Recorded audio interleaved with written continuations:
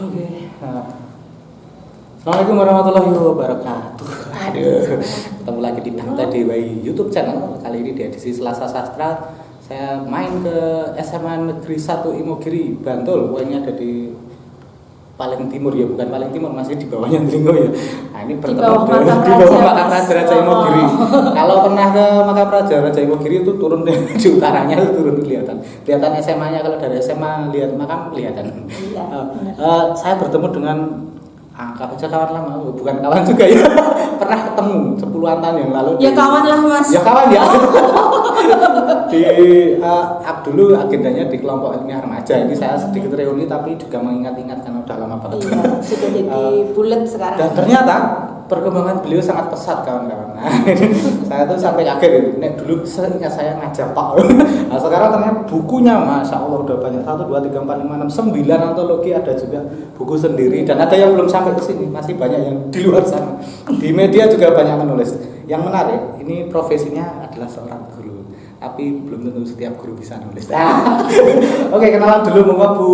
Oke, terima kasih Mas Teddy. Bersyukur sekali ini bisa silaturahmi ketemu lagi gitu ya. Jadi kesetrum ini semangatnya yang luar biasa ya. Saya Dia Agustin Ari Priadi. Alhamdulillah dari pertama pengangkatan saya di SMA Negeri 1 Imogiri. Kalau orang bilang di sini itu nganu Mas, gerbang budaya gitu ya. Jadi saya bersyukur Imogiri gerbang budaya saya ditugaskan di sini. Kemudian kalau rumah saya di Kota Gede.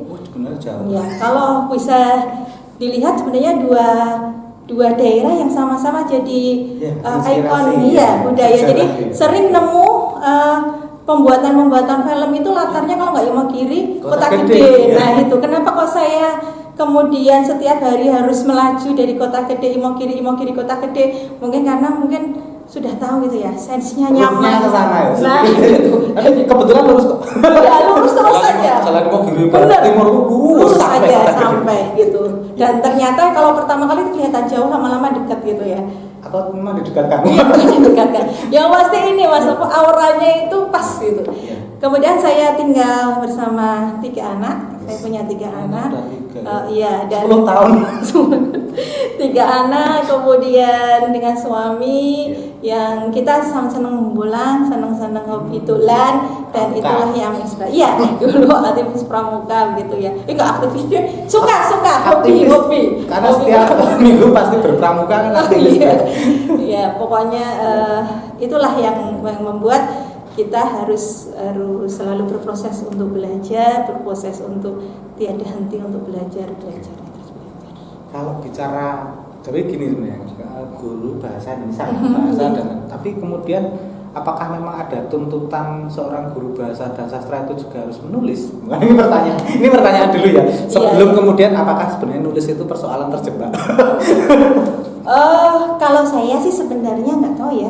Mungkin hobi. Jadi saya mulai suka ya. Jadi saya mulai terjun ke dunia menulis itu sejak SD, Mas. Ya, sejak SD. Jadi SD dulu itu ada majalah Gatot Kaca miliknya KR. Nah, punya itu. Nah, itu kebetulan di sana kan dulu ada rekrutmen namanya Remaja Gatot Kaca atau Lega. Itu anak-anak SD untuk jadi wartawan cilik. Nah, saya mulailah bergabung kemudian dengan teman-teman di sana, kemudian belajar nulis itu. Iya, belajar nulis itu. Ini catatan penting sebenarnya. Kalau tadi disebutkan majalah Gatot Kaca itu ingat kalau itu punya KR Group. Jadi KR Group ini selain media masa cetak harian koran, itu juga ada majalah Mekarsari. Nah, dulu ada majalah Gatot Kaca. Ini yang pertama kali hilang ini. Saya masih ingat.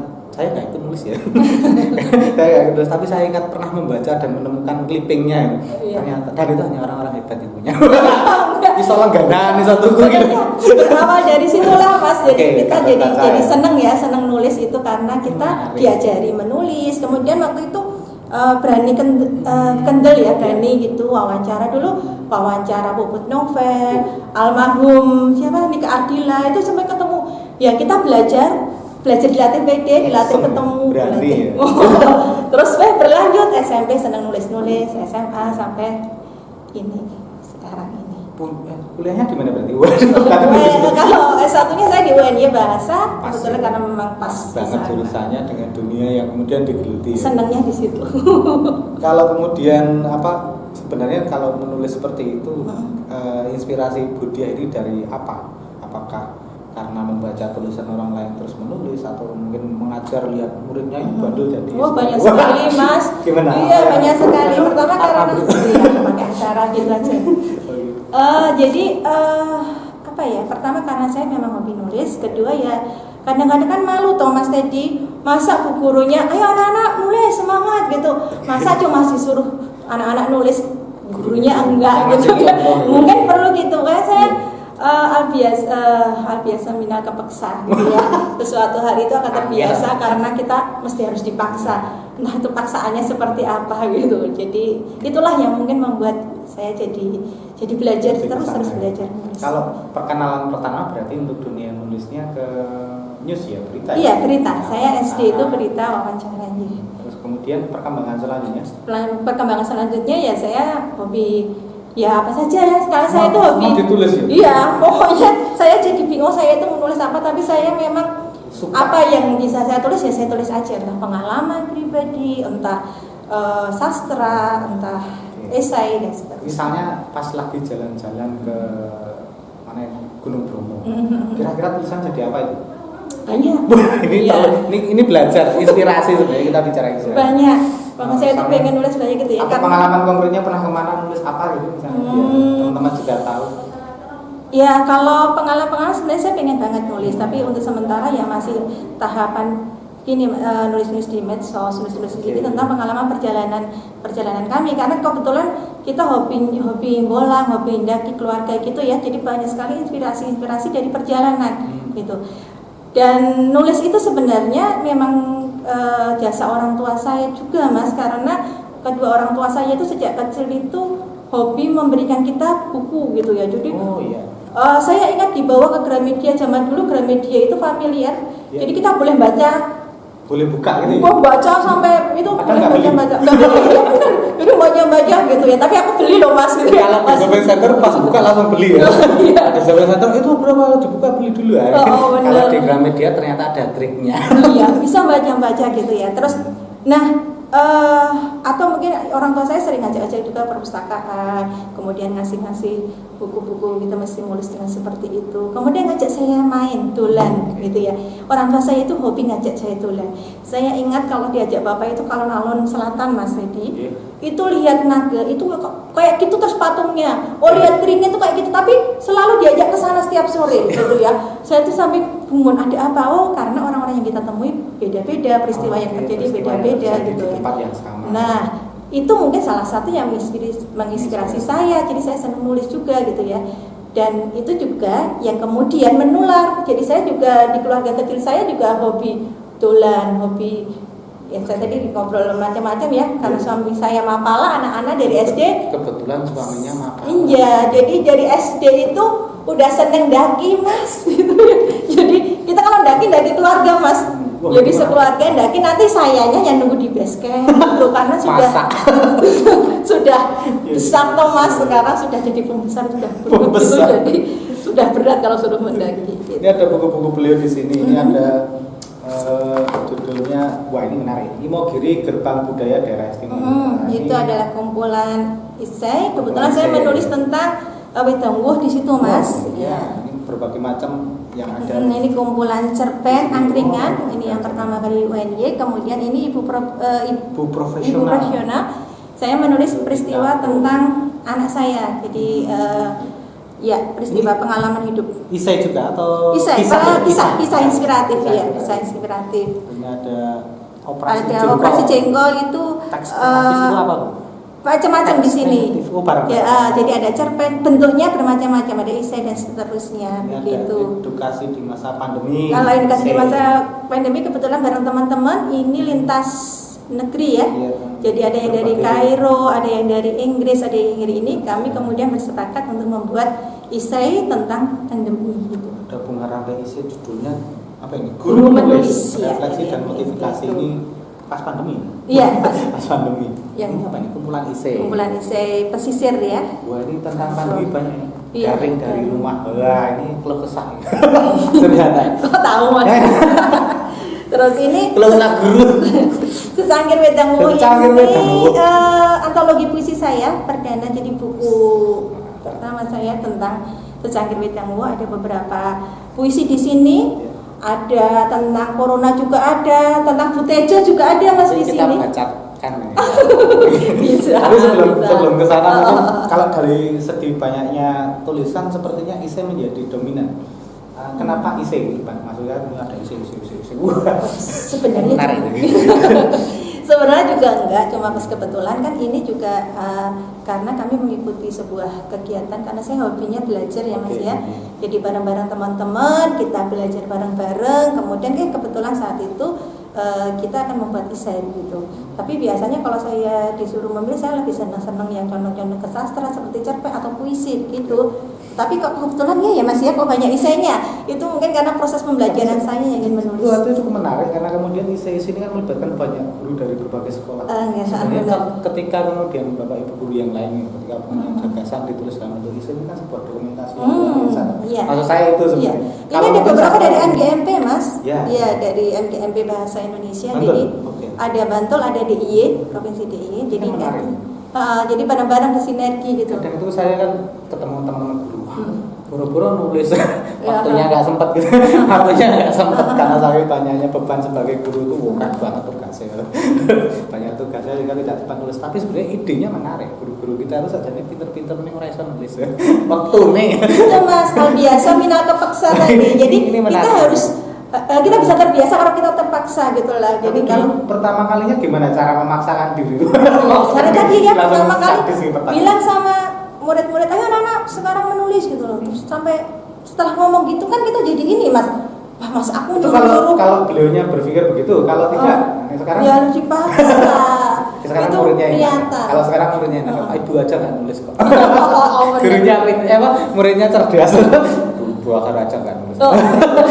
Dan malu, jadi kita memang harus pakai lah kalau gitu. Coba diselangi satu puisi itu barangkali dibacakan ini biar kita refresh gitu saja. Ini karena aku mikir takon apa. Tadi bilang suka puisi, suka sastra. Wah, kok malah jadi orang batuk ini mesti corona Sampai aja. Ini tulisan saya, judulnya Kemana Tanyamu Nak. Masih kuingat saat kau bertanya, binatang apa itu Bunda? Saat kau lihat seekor cicak merambat di dinding rumah kita. Kemudian tak juga kau tiba di penghujung tanya. Sebab setelah itu kau berondong aku dengan rentetan tanya, mengapa daun hijau Bunda? Sebesar apakah Tuhan itu Bunda? Mengapa kita tak punya sayap? Lalu matamu yang cemerlang itu tak berkedip hingga kau puas menemukan jawaban yang tepat. Kini tak ada lagi rentetan tanyamu. Kemana hilangnya? Kucari dalam tumpukan PR-mu yang melangit itu tak ada. Kucari dalam rumus dan teori yang kau hafal juga tak kutemukan.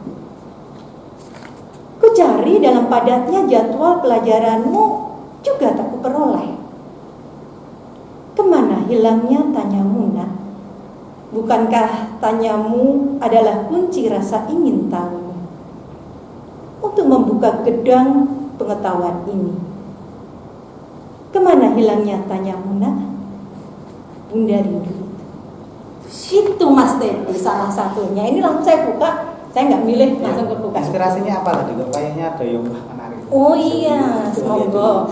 Itu kan ceritanya itu kadang-kadang kita sekarang seperti itu Mas. Waktu kecil tuh anak-anak tuh hobi nanya, mau cecak itu apa? Tanyanya berondong sampai lama, berondong terus sampai kita sampai capek gitu, ya apa namanya menjawabnya gitu. Tapi sekarang ketika anak-anak itu sudah asik dengan dunianya, sudah asik mungkin berjibun pekerjaan sekolah ini, simboknya ini, emaknya ini yang kemudian kangen, kapan nanya-nanya lagi, kapan goda-godain lagi. Makanya disyukuri Mas kalau si kecil masih bisa heboh itu benar-benar dinikmati karena pada waktu tertentu kita rindu itu. Iya, kadang-kadang wah kok nggak bisa ngitung. Iya. Karena dia ada kata-kata yang kemudian mengingatkan saya tentang sesuatu. Karena kemudian bicara puisi tadi ada binatang apa itu bunda? Binatang jalang. Khairil Anwar banget gitu ya. Kayak apakah itu rasanya juga dari Khairil Anwar saya nggak tahu. Tapi menarik. Beberapa ini puisinya reflektif banget terhadap peristiwa-peristiwa yang dialami. Iya. Dan sebenarnya itu yang kemudian bisa menjadi kunci kawan-kawan yang ingin belajar menulis salah satunya. Ya, nggak jauh-jauh dari kita kan inspirasinya ya ada di sekitar kita. Tadi cerita tentang putrinya atau putranya yang bertanya apa itu jadi puisi. Iya, benar. Pokoknya apa aja yang di sekitar kita kalau kita tulis jadi tulisan mas gitu ya. Sesuatu ya. Bagi sesuatu. Kalau saya mau kemudian pertama suka menulis berita, kemudian kalau di sini lebih banyak esai. Tapi Kapan, ternyata kalau kemudian bicara puisi sama di sini ada cerpen ya ternyata. Kapan mulai cenderung mulai suka sastra? Sebenarnya saya malah cenderung sastra dari kecil mas ya. Tapi jadi itu tidak dari SD atau gimana? Enggak juga. Gitu ya. Maksudnya dari SD itu saya kalau saya nulis di majalah-majalah Ananda waktu itu SMP, saya kan sering nulis-nulis itu cenderung puisi yang saya tulis. Iya, saya malah kalau disuruh sekarang suruh nulis gitu saya malah seneng yang genre sastra. Cuma itu tadi ketika Mas Teddy saya baru nyadar juga ketika Mas Teddy bilang loh ini banyak esainya. Oh iya ya banyak esainya. Mungkin karena saya pengen belajar itu saya juga nggak tahu pengen belajar saya jadinya. Cuma bertanya karena di depan mata itu yang kelihatan itu kan. Banyak esainya. Padahal saya sebenarnya malah seneng nulis puisi cerpen. Kalau prosesnya mungkin ada kegiatan apa yang pernah dia ikutin mungkin lomba nulis. Kalau menulis di media saya yakin banyak. Beberapa yang nggak banyak mas kan saya baru ngil gitu ya. Itu kan programnya teman-teman anak muda itu kan. Iya apa ya kegiatan kalau kejuaraan nggak juga cuma dulu pernah ke MDMB Bahasa Indonesia Bantul itu membuat lomba tahun berapa ya dia pokoknya waktu itu saya tiga jenis yang dilombakan ada menulis puisi, menulis cerpen dan menulis naskah drama. Kebetulan loh mas karena saya kebetulan untuk menulis puisi dan menulis skenario drama saya peringkat pertama, kemudian yang menulis cerpen saya peringkat kedua. Sekali lagi memborong. Maksudnya sekali lagi saya nggak berpikir tentang kejuaraan, tapi saat itu ada kesempatan nulis, saya nulis aja begitu dan kebetulan saat itu seperti itu. Nulis cerpen tahun 2009 masih angkringan. Masih sekolah. Masih kuliah. Sudah lulus itu mas, saya sudah jadi guru itu. Saya nulis angkringan itu juga lucu, itu kan pelatihan kepenulisan di UNY. Kemudian ada deadline. Nah, di saat deadline sudah mepet, saya itu nggak menemukan ide bablas kan itu ya. Jadi saya sangat yakin bahwa menulis itu juga kadang-kadang mood itu sangat buka laptop nulis hapus sampai akhirnya anak saya sekali kembali ke anak saya waktu itu pengen sekali minum jahe sama nasi kucing. Mi, ayo Mi antar ke angkringan. Nah, akhirnya saya ke angkringan. Nah, ketika di angkringan itu, saya lihat bapak-bapak pada ngobrol gitu kan. Kan kalau angkringan biasanya bapak-bapak kalau penjual sayur. Nah, ketika itulah terinspirasi saya pulangnya langsung celing nulislah angkringan itu. Cerpen angkringan ini diangkat jadi judul kumpulan. Iya, kebetulan. Wah, ini luar biasa. Iya, jadi itu benar-benar inspirasinya karena mendadak itu tadi. Sangat deadline. Deadline tapi malah terdapat angkringan. Atau mungkin karena biasa paksa tadi. Jadi dipaksa deadline kita langsung nulis. Pengen bertanya ke Budi ya sebenarnya teknik apa sebenarnya kalau saya melihat Bapak Ibu guru semua bahkan pelajar, saya juga kadang punya inspirasi tapi tadi memaksakan diri untuk gimana ya biar tulisan itu jadi itu loh. Iya benar-benar. Kasusnya mirip juga ketika jadi hapus. Benar mas. Sampai benar-benar ini mau nggak mau nulis deh. Itu sebenarnya gimana sih supaya benar-benar bisa jadi tulisan? Ada beberapa hal. Kalau saya kadang-kadang saya ikut pelatihan. Kenapa ikut pelatihan? Pelatihan nulis bareng teman-teman itu nyaman gitu ya. Karena kan di situ kan ada target. Jadi kita akan membuat antologi, otomatis kita patuh. Tapi kalau kita merencanakan sendiri itu memang harus butuh ekstra tenaga untuk mematuhi deadline kita gitu loh. Saya mau bikin bukan antologi cerpen jadinya besok Agustus tahun ini, itu memang harus kita konsisten. Tapi kalau bareng-bareng gini kan yang beritahu banyak gitu loh. Udah mau deadline lah. Itu yang pertama kita ikut pelatihan. Yang kedua memang kita harus mencari virus positif, Mas. Jadi kalau corona itu kan kita hindari. Tapi kalau menulis ini kita butuh ketemu orang-orang yang hobi menulis. Itu menginspirasi saya kalau baca tulisan teman-teman saya, kemudian menginspirasi saya untuk belajar nulis gitu. Jadi memang butuh lingkungan yang mendukung kita untuk menulis. Dengan persoalan misalnya di rumah sibuk, aktivitas yang lain, masalah nggak sebenarnya untuk menulis? Tergantung sih, kalau masalah itu kan tergantung dari sudut mana gitu ya. Atau malah jangan-jangan kesibukan kita itu jadi inspirasi. Jadi sumber kita menggelitik kita untuk menulis.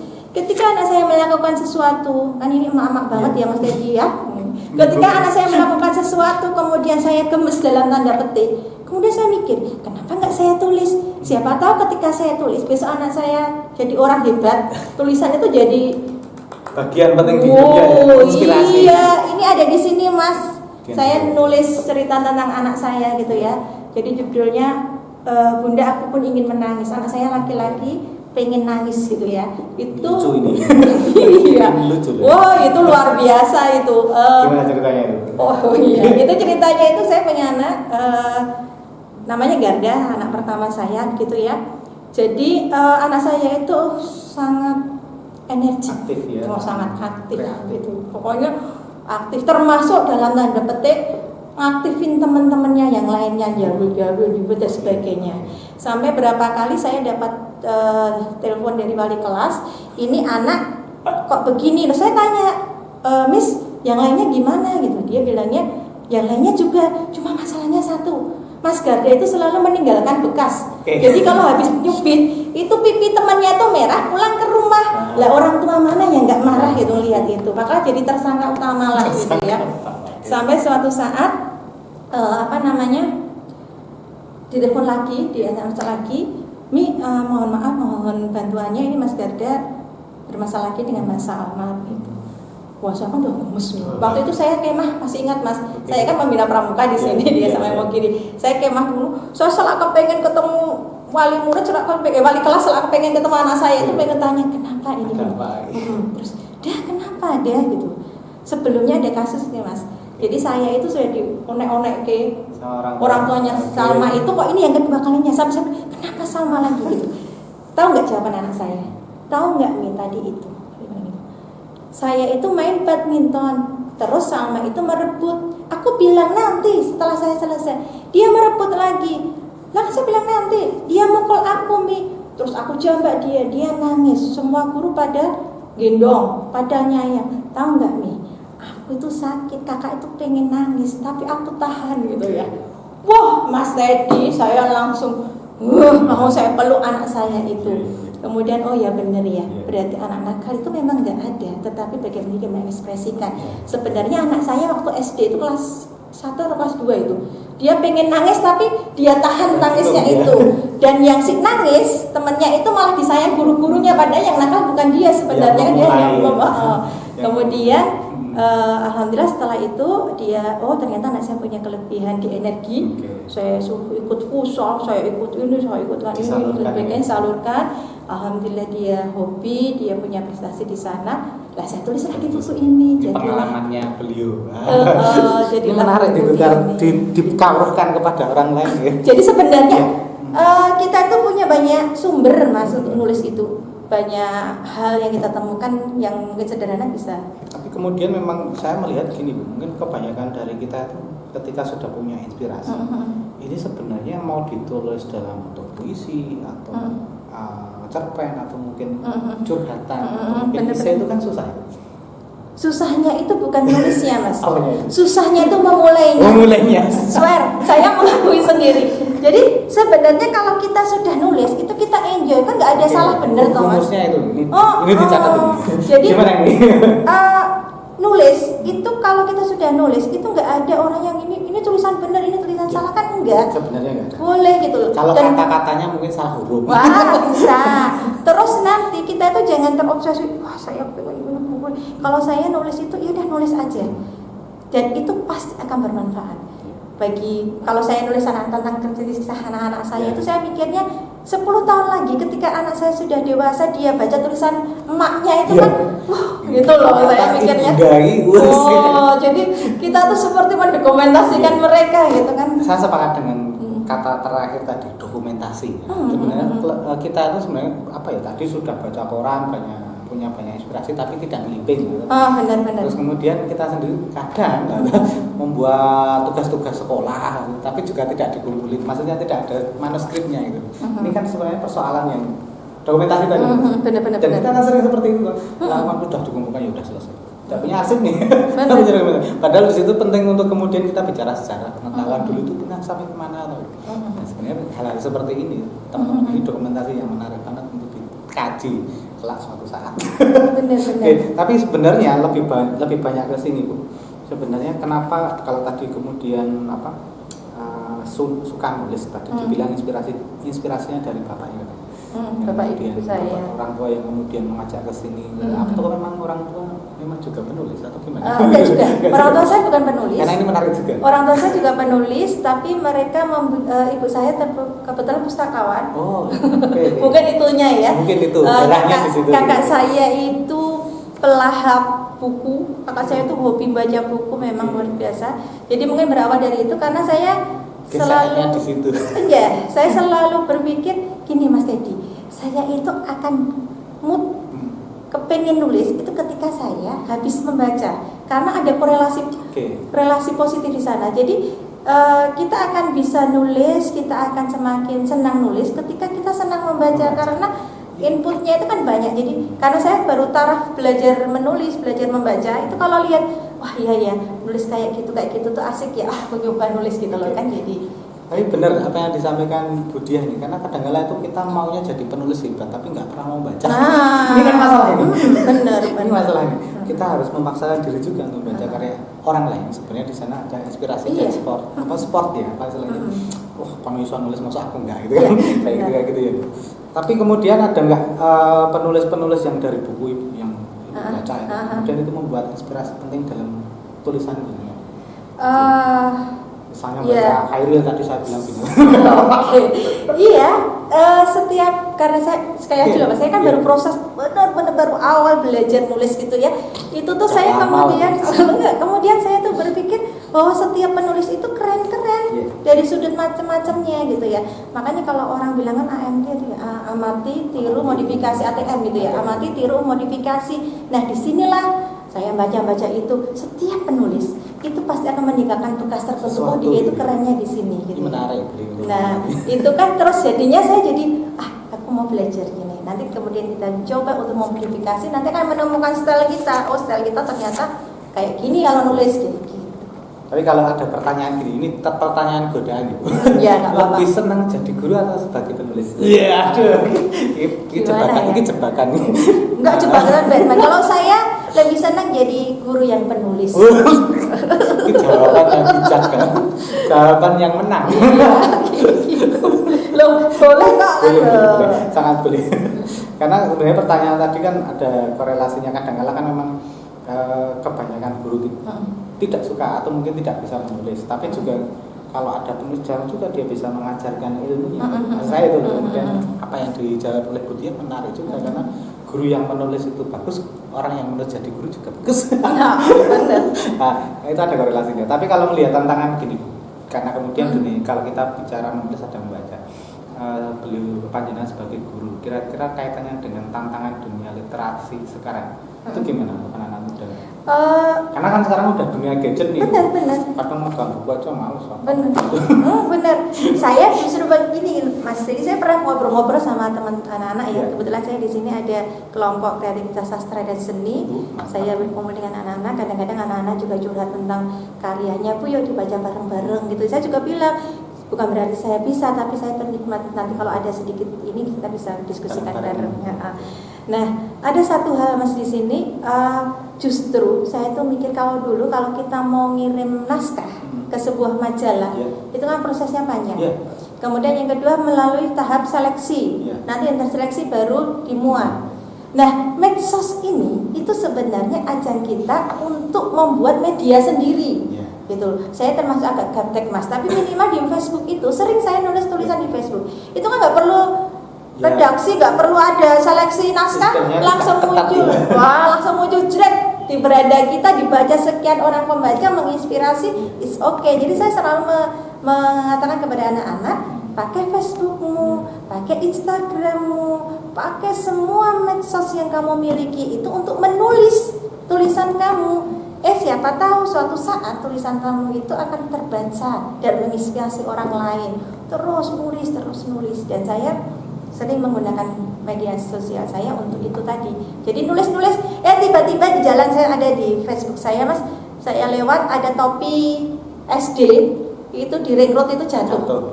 Di ring road ya? Iya. Ring road itu jalur cepat. Nah, jalur cepat. Jatuh topi SD. Sampai di sekolah saya buka, saya tulis di Facebook saya. Kisah topi SD, saya membayangkan bagaimana perasaan si anak SD itu ketika kehilangan topi itu. Kemudian mau mendekati masuk. Nanti ibunya ternyata seperti saya, ibu yang kerja gitu ya, jam 7 harus sampai sekolah. Jadi, "Mah, topinya hilang." "Lah tadi di mana?" Wah, itu kan sebuah proses yang asik gitu ya. Itu hanya karena saya melihat topi jatuh itu. Akhirnya saya tulis di buku saya kisah topi SD. Anaknya padahal mau upacara itu. Lah makanya Bu ya, Mas.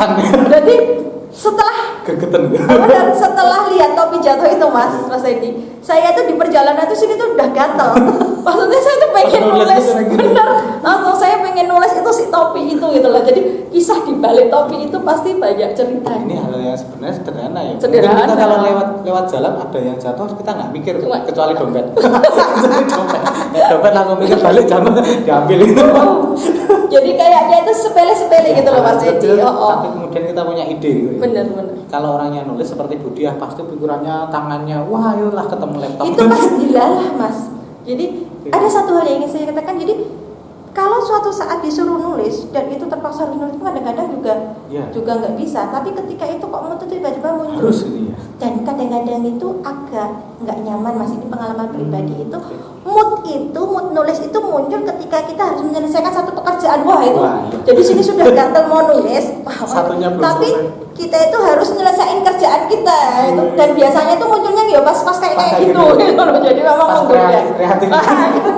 Pas sibuk-sibuknya. Pas kayak mood-moodnya itu kok pas kayak ada kerjaan itu kan membuat agak gimana. Tapi tolong Budiah bercerita tentang sebenarnya yang menarik itu kan metode pengajaran tadi yang komunitas sastra dan kreativitas sastra dan seni. Tidak sastra. Bisa menceritakan lebih lanjut tentang itu kan? Ini kenapa membuat itu? Ini di sekolah ini ya di sekolah ini. Jadi ya belum begitu banyak hal, tetapi kita berusaha untuk mengakomodasi.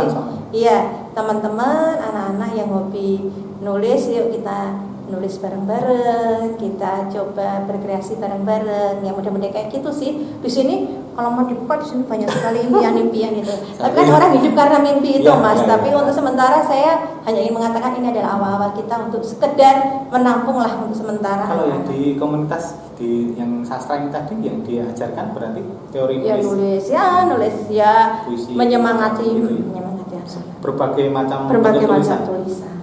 Termasuk apakah sastra Jawa? Ya kemungkinan mungkin ada. Belum tapi ya sekarang. Oh yang jalan belum. Oh ya ini kan sebenarnya sekarang itu persoalannya pandemi loh kawan-kawan. Iya benar, kita kan sebenarnya Gerbang Budaya SMA 1 Imogiri ini termasuk salah satu gamelannya itu sering tampil di keraton. Kita bekerja sama dengan keraton. Kemudian juga ada beberapa anak yang keguritan. Ini tuh sebenarnya budaya Jawa ini juga luar biasa, Mas. Kalau kita kembangkan lebih lanjut. Dulu ada juga nih siswa yang dari Kendang, jadi dia itu ikut festival lomba, kemudian dia bisa ke Korea karena dia menjadi pemain kendang terbaik di SMA 1 Imogiri, kemudian dia bisa ke Korea. Tapi saat itu namanya Sanggit itu ya, saat itu kebetulan pas belum drakor seperti ini, Mas. Malah justru belum. Kalau mamanya sekarang itu paling saya bayangkan. Jadi salah satu siswa kami itu pernah ke Korea karena kendangnya gitu. Jadi karena bagus kemudian dia diajak untuk ke Korea, kan luar biasa ini, Mas. Kalau bicara puisi kembali ke inspirasi penulisan, ada nggak penulis atau penyair Indonesia yang menjadi inspirator bagi? Ya, Afini Bidana Jana tadi, Khairin Anwar itu salah satu saya suka ya bahasanya Khairin Anwar. bahasanya. Diksinya atau apanya sukanya? Atau idenya yang liar? Enggak, kalau Khairil Anwar saya suka ini loh, dia pintar sekali membuat iramanya. Jadi iramanya itu luar biasa ya. Aku ini binatang jalan dari kumpulan yang terbuang. Ujiannya itu luar biasa. Ketemunya di gitu. situ ya. Tadi intonasinya jelas kan baca. Iya, jadi keren banget gitu Kalau ya. cerpen? Kau menyebut nama. Saya kepengen membedah. kok saya jadi jadul-jadul ya Mas. Kalau cerpen saya suka HMK. Kenapa? Karena waktu itu saya bacanya yang mana yang menarik? Kok banyak tenggelamnya kapal Van der Weyck di bawah lingkungan. Kenapa saya saat itu tuh berpikirnya begini Mas. Ketika waktu itu saya baca SMP ya, ketika yang lainnya itu masih kawin paksa dan seterusnya, HMK itu kan menuliskan kisah sebuah percintaan yang luar biasanya di luar rata-rata. Iya, kalau yang waktu itu kan ya keluarga. Yang model-model kayak gitu tuh luar biasa bagusnya kalau saya. Bisa menulis ada fantasi di luar persoalan rumah tangga. Gitu jadi, ya. Jadi saya itulah. Tapi sebenarnya semuanya is okay sih. Saya kalau baca MH juga luar biasa dan lain-lainnya yang. Kalau kemudian sebenarnya gini ya, kalau saya kemudian menanyakan tentang sebenarnya sulit nggak sih memperkenalkan puisi karya-karya saat ini pada anak-anak misalnya, kemudian saat kalau ini. Ya maksudnya gini, puisi-puisi yang baru-baru ini para penyair baru ini, sulit nggak sih sebenarnya mengenalkan karya mereka kepada siswa misalnya? Enggak sulit. Mesti kalau sama Khairil Anwar. Khairil Anwar itu kan Khairil Anwar itu karena apa Mas Teddy? Karena kekuatan dia. Saya kan pernah bilang sama siswa-siswa saya, coba sebutkan nama penyanyi Indonesia. Baru bisa. Saya aja nggak kenal itu. Anak-anak sudah bisa itu. Oh ya, sekarang sebutkan penyair Indonesia. Mereka jawabnya Khairil Anwar. Habis itu bleret. Ya. Udah nggak bisa nyebut penyair-penyair. Jadi maksudku itu luar biasanya Khairil Anwar gitu ya. Kenapa? Saya pas itu selalu mengatakan kepada anak-anak, karena kekuatannya aku ingin hidup 1000 tahun lagi, dan itu diaminin Mas. Jadi sampai saat ini pun anak itu kenalnya kok ya Khairil Anwar gitu ya. Orang jadi, sekarang yang belum pernah lihat kamu lihat aja belum pernah. Tapi tahu di ininya dia itu Khairil Anwar gitu tuh sudah populis gitu di anak. Penyair sekarang kan susah ini. Iya kan karena masih 1000 tahun. Itu kan luar biasa Mas Teddy. Nah, jadi ya otomatis kita coba kenal-kenalkan. Sebagai guru mungkin ada persoalan tantangan dalam pembelajaran bahasa dan sastra Indonesia mungkin. Banyak Mas, ya banyak. Tapi sebenarnya kita bisa melihat tantangan itu bisa jadi peluang, bisa jadi ini kan Mas. Jadi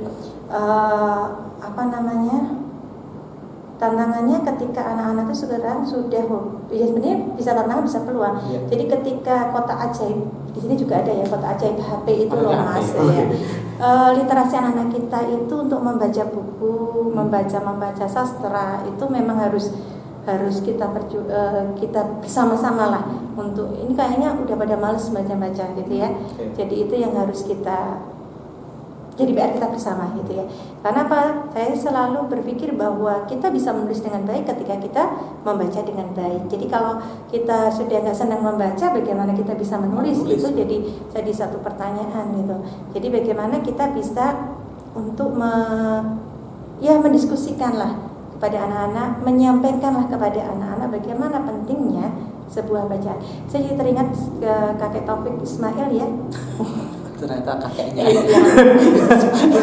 Iya Mas gitu ya. Ternyata eyangnya. Memang kenapa kok saya bilang eyang Mas? Suatu saat saya pernah ketemu beliau di LMSE di Bogor. Kemudian saya kertas, tapi di rumah itu Mas ada kertas toh. Pak Taufik, saya mau minta tulisan Bapak untuk anak saya. Jadi dia nulis untuk cucuku Garda. Dia nulisnya gini, baca, tulis, cuma gitu aja. Terus salam sayang Eyang Taufik Ismail. Makanya saya berani panggil Eyang itu karena beliau nulis kayak gitu ya. Jadi memang luar biasa beliau itu menyampaikan, menyemangati kita untuk baca, tulis itu luar biasa. Kalau tadi kemudian sudah ada salah satu solusi mendekatkan cara kita mengajarkan atau mengajak siswa belajar sastra adalah komunitas tadi. Menurut saya itu terobosan. Kemudian memanfaatkan media sosial. Iya benar. Dia bilang seperti itu. Tapi itu bisa nggak tahu sebenarnya apa ya istilahnya? kalau kemudian dikaitkan dengan pelajaran bahasa dan sastra Indonesia di kelas, seberapa besar sih pengaruhnya sebenarnya untuk bisa merubah mindset biar nulis, termasuk tantangan sebagai guru ini? Oh iya, ya guru bahasa Indonesia memang tidak sekedar mengajari teori, Thomas. Iya. Itu, maksud saya sepakat dengan itu. Tidak sekedar mengajarkan teori, tapi juga prakteknya. Saya kadang-kadang gini, Mas. Jadi kalau pagi ini salah satu saya kalau ngajar itu ya, kalau saya ngabsen, saya presensi pagi hari itu selalu saya acak. Tadi gitu ya. Tapi gak sekedar itu, Mas. Jadi saya panggil acak, tapi saya kemudian bilang gini, ungkapkan, nanti bisa ditanya nih murid-murid saya ya, ungkapkan satu kata maksimalnya satu kalimat tentang, terserah saya. Kalau pagi itu hujan, saya bilang ungkapkan satu kata maksimalnya satu kalimat tentang hujan. Gak boleh sama dengan teman yang depannya. Tadi nanti bilang hujan genangan Bu, gitu. Siapa? Itu salah satu stimulus agar mereka kreatif. Dan saya selalu seperti itu. Kalau ngajar presensi di awal, saya selalu ungkapkan salah satu tentang cecak gitu ya. Nanti mereka suruh mengungkapkan itu. Yang kedua, kadang-kadang saya gini, anak-anak siapkan selembar kertas. Kalau dulu kan kita mikir, wah ulangan gitu ya. Enggak. Oke, sekarang tulislah pas hari ibu misalnya, atau mungkin pas hari keluarga, atau mungkin pas hari pendidikan. Ya, saya suruh nulis mereka. Nggak perlu takut salah benarnya dulu, gitu ya. Nulis dulu. Jadi kata kunci kita itu mereka itu pokoknya nulis dulu. Nanti kalau misalnya kebenaran EYD-nya istrinya itu bisa kita perbaiki di belakang-belakangnya, Mas. Tapi ketika kita sudah pakai terus itu kan anak-anak jadi berat. Sudah selesai itu. Karena saya ingat saya itu kalau diajar bahasa nanti kurang tidak di SPUK. Wah, itu penting gitu. Itu nanti anak-anak udah pusing ya. Jadi kemudian seolah-olah bahasa dan sastra itu sesuatu yang lepas tuh Bu. Kalau seperti itu gitu. Jadi ini bedanya penulis yang jadi guru. Ini yang harus kita ungkap itu teman-teman. Kalau beliau hanya guru kan mungkin tidak akan bilang tadi hujan tekek. Lah iya. Jadi saya sering gitu. Mereka terus nulis gitu. Saya teringat Mas, ada satu yang luar biasa. Jadi dia tuh kan pasti saya disuruh menulis lagi. Saya tuh paling benci menulis blok gitu kan. Anak endingnya tuh bilang, "Bu Dia, maaf, tulisan belum selesai." Itu padahal awalnya itu dia nulisnya gitu. Aku paling benci suruh menulis. Aku kan nggak bisa menulis, awalnya dia marah-marah, tapi itu jadi tulisan. Iya. Jadi saya senang dengan seperti itu. Jadi anak-anak banyak juga yang bilang kemudian, Bu, makasih ya dulu dipaksa nulis. Makasih ya Bu ya dulu dipaksa untuk mengungkapin sesuatu gitu ya. Jadi di dalam pelajaran bahasa Indonesia setiap anak saya jamin pas pelajaran saya pasti ngomong sesuatu ya. Keraketan cuma satu kata gitu loh Mas. Ya kan? Cuma satu kata saja. Ya itu tadi. Lihat tentang apa gitu ya. Tentang matahari ya. Ungkapkan tentang matahari ya. Dia harus ngomong gitu ya. Karena itu ajang mereka untuk berpikir, ajang mereka untuk berani. Kalau medianya sekolah ada apa saja sih mungkin yang untuk menyalurkan tulisan mereka, misalnya majalah. Dulu pernah mata pena ya ada mading, dulu ada majalah. Majalah Semina Mori. Enggak, dulu ada mata pena Mas. Mata pena. Jadi majalah kita dulu mata pena. Terus ini Insya Allah nanti semakin, karena guru-guru kan banyak yang masih muda-muda juga, nanti semoga teknologinya IT tapi itu loh, kok tahu Mas? Anak muda, kalau saya kan anak tua. Karena guru muda itu kan semangat tuh, kemudian tinggal kita. Salah satu yang kemudian saya tanyakan tadi kawan-kawan itu, kita mencoba memahami kenapa Budia menjadi senang menulis sebenarnya. Ternyata metode mengajarnya berbeda itu loh sebenarnya. Kan kadang-kadang anak-anak itu juga disuruh menganalisa cerpen, tetapi mereka juga tidak bisa karena analisanya terlalu berat. Tapi metode yang disampaikan menarik kan, omongan yang dekat-dekat aja, ada hujan tadi. Iya benar. Curhat itu kan sesuatu yang kemudian jarang kita pikirkan secara metodologi. Itu kalau bukan menulis susah. Minimal anak-anak itu butuh ruang untuk menstimulus dia menulis gitu ya. Perkara nanti diperbaiki lah, menulis itu kan perlu edit juga Thomas. Itu ya nggak apa-apa, tapi yang awal yang berat itu adalah memulainya. Maka bagaimana kita memberikan ruang kepada anak-anak untuk yaitu tadi bisa memulainya. Kalau Budia selaku penulis kemudian ada peristiwa apa yang paling berkesan dalam hidup Budia terkait dengan dunia penulisan? Kalau tadi salah satu yang saya catat bisa menyebut yang karena dari tulisan Taufik Ismail. Ada nggak yang lain mungkin peristiwa unik terkait dengan dunia sastra dan penulisan yang panjenengan alami pernah? Apa ya Mas ya? Tapi itu semuanya itu punya cerita. Iya. Tapi silakan juga. Mas, kapan kenapa bisa dia main ke rumah saya? Saya itu kayaknya emak kurang kerjaan mungkin ya. Jadi kalau ketemu, Tapi saya nggak bisa bayar kalau banyak kerja. maksudnya kalau ketemu orang-orang yang menginspirasi, saya itu selalu membawa kertas, kemudian saya selalu meminta tulisan orang-orang itu bukan untuk saya mas, kan malu-maluin kalau untuk saya. Jadi untuk anak saya. Jadi kemarin Sahabat di Joko Darmono pun pernah nulis buat anak saya. Jadi khusus jadi untuk Garda dia nulis, kemudian dia tanda tangan di sana. Itu dari sastrawan. Kemudian yang kemarin ada beberapa artis-artis yang syuting di daerah sekolah, kan mungkin itu. Ya saya ke sana, Mas nulis Mas gitu ya. Itu ada beberapa di Wisbar itu waktu pada banyak lah toko-toko itu. Kenapa saya berpikir tulisan itu pasti berkesan. Makanya kenapa kok kita senang nulis, karena tulisan itu berapa tahun lagi itu akan berkesan. Entah itu hanya tulisan sederhana lah, tulisan tentang apalah yang mungkin. Pinter loh metode dari Bu Diah ini, buat buku kosong, ketemu artis, bilangnya bukan untuk saya. Untuk anak saya ini. Serius Mas. Modusnya menarik. Kayaknya enggak saya. Ini patut kita tiru modusnya. Tapi siapa tahu itu nanti sangat berarti bagi anak kita. Kita kan nggak ngerti ya. Karena selain menginspirasi siapapun yang baca, bisa anak atau siapa teman anaknya juga bisa. Siapapun bisa. Mungkin itu menariknya di situ sebenarnya apa yang dilakukan oleh Bu Diah. Tapi kalau kita bicara lagi, saya tanya tentang masih ada impian apa Bu Diah terkait dengan dunia penulisan sastra ke depan yang belum atau yang diinginkan? Saya itu kalau mimpi itu banyak ya Mas. Pasti, tapi ini bisa ada mimpi yang paling 24 jam ini. Ada mimpi yang paling besar yang paling harus dilakukan. Ya. Entah segera atau lama itu. Saya itu sebenarnya pengen punya sanggar, di rumah. Iya di rumah. Maksudnya itu anak-anak bisa menulis, bisa ini. Bener-bener kalau saya tuh pengennya rumahnya itu nggak pernah sepi. Rumah saya kecil Mas, udah kecil, banyak buku, jadi semua buku semua di garasi, ada buku di mana-mana. Anaknya masih kecil, jadi bukunya kadang-kadang berantakan dan seterusnya. Di depan saya, di depan teras saya itu ada kabinet-kabinet isinya mainan-mainan buku. Nah tetangga-tetangga kecil itu sering juga main ke rumah. Jadi saya tuh kok seneng rumah itu rame hidup. Tapi kalau rumah sepi nyet itu, saya bayangannya itu aja ngeri, rumah gede itu yang isi cuma satu orang itu kok saya nggak pernah kepikir. Itu yang pertama. Yang kedua, karena saya itu hobi idolan, jadi hobi berpetualang dengan anak-anak. Jadi saya pengen sekali suatu saat saya bisa menulis tentang perjalanan itu. Jadi pernah ini suatu saat ini bisa cerita ya Mas ya. Suatu saat itu kita memang pengen pulang. Kita kan suami saya di Jakarta. Waktu itu saya masih punya bayi 6 bulan, anak saya masih SD, bawa tas ransel untuk seminggu, kan semuanya bawa satu-satu untuk berat itu. Saya cuma bawa bayi, baju saya sama baju bayinya saya titipkan di tas-tasnya mereka gitu ya. Itu kita ke Jakarta naik kereta api ekonomi.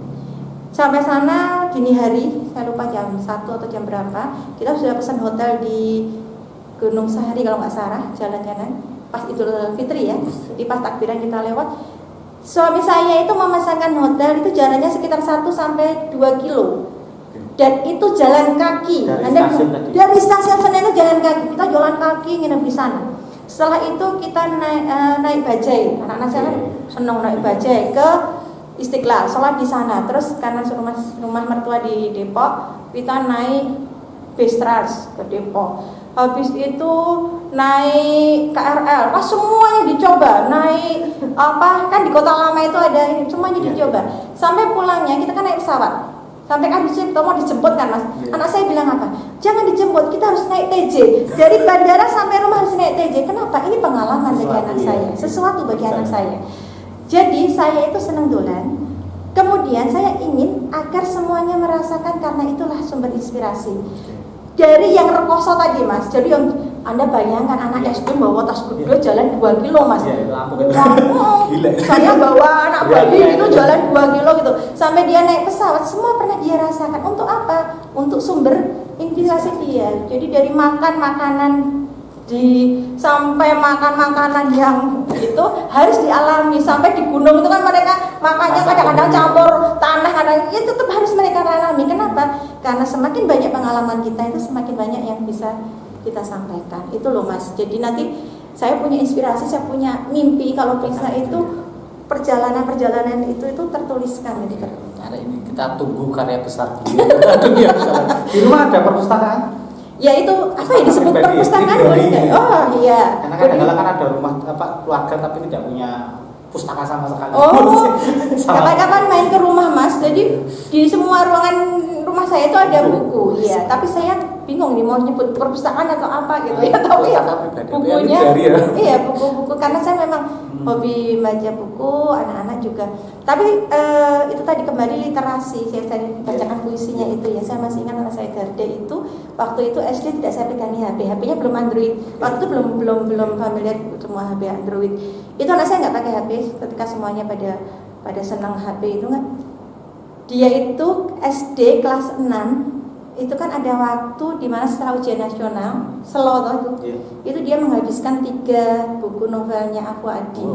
Jadi yang apa Tanah 3 Warna, kemudian 5 Menara, kemudian 1 Muara itu dihabiskan. Terus saya lihat emang kerennya apa? Saya bayangkan anak-anak itu kalau saya sering ngomong sama nyindir murid saya, coba bayangkan kamu itu kalau bawa HP itu seusia kamu duduk gitu bawa HP semua, tapi sesekali kamu rianya bawa HP itu kamu tuh bawa buku novel gitu loh, gede-gede gitu kan kelihatan banget kalau kamu itu memang spesial ya kayak gitu.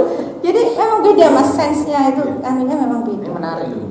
Anak kecil loh, 3 novel langsung digelar. Tapi gitu loh Mas, ketika SMP, SMA dia sudah kemudian kerjaannya banyak, ini hilang sudah. Jadi kadang-kadang memang literasi, membaca, menulis itu ruhnya, semangatnya itu harus dijaga. Kalau tidak ya bisa itu tadi seperti ya, karena anak-anak dulu juga sering nulis Mas, jadi sering di kirim di KR, di Kompas gitu ya, Garda sama Monten yang laki-laki gitu ya. Sering nulis. SD, SMP, SMA ini nggak perlu kenapa? Karena tadi sudah tertimbun banyak sekali aktivitasnya, ini harus kita siasati bersama. Kalau tidak ya nanti hilang. Seperti juga kita sekarang hobi nulis gitu ya, nanti kalau kita berhenti ya udah itu nanti akan hilang. Ya nggak lanjut gitu. Tapi problem nggak sih sebenarnya dengan misalnya Budia sebagai guru yang sudah banyak tugasnya tadi dengan menyediakan waktu untuk nulis dan membaca, problem nggak sih sebenarnya? Enggak juga. Kalau anak-anak misalnya siswa kadang-kadang tak pikir harusnya dunia sekarang tuh lo yang bisa memberikan fasilitas ya daripada zaman dulu gitu. Tapi dibilangin susah ya. Ada dibilangin gini, Mas tadi bilang gini, anak-anak Indonesia itu apakah literasinya rendah? Mungkin kalau dari bisa itu kan mungkin, tetapi sebenarnya enggak juga, mau dia itu hobi baca SMS, hobi. Sebenarnya iya, aku sepakat dengan itu sebenarnya. Itu bagaimana merubah supaya lebih berkualitas saja loh sebenarnya. Sih benar Mas, anak kita itu hobi medsos.